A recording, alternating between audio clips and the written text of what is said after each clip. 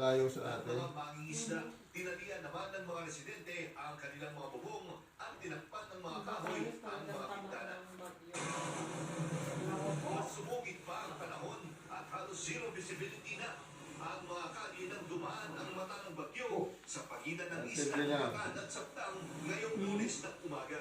Hindi namin expect na gano'n kalakas. Asus. Kasi nung report nila, yung binibigay sa kanilang pag-asa ay mahina lang.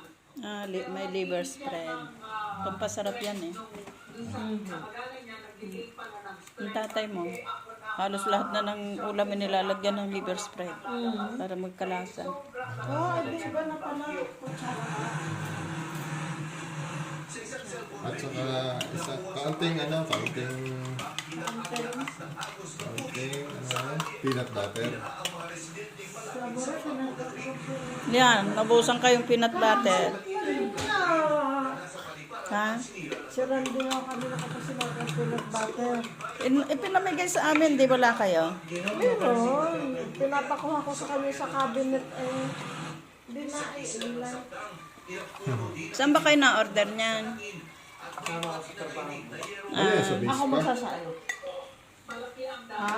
Sa base pa, sa base. Alin? Yung peanut butter galing base.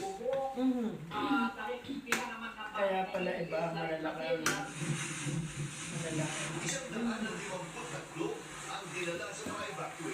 Natikman niyo na? Hindi pa. Mamaya, at saka na yung anak ko wala kami sa bahay eh. Masarap, hindi matamis. Sabi ko nga ba't ang ganda nito, diba? Sabi niya, baka galing base.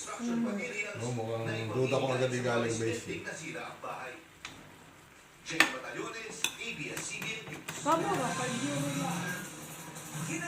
Mantalang yung galing Pilipinas, mas maliit, 10 euro. Oo nga. Ano pa?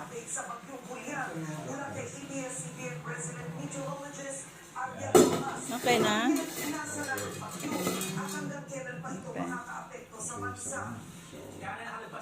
Okay. Mamaya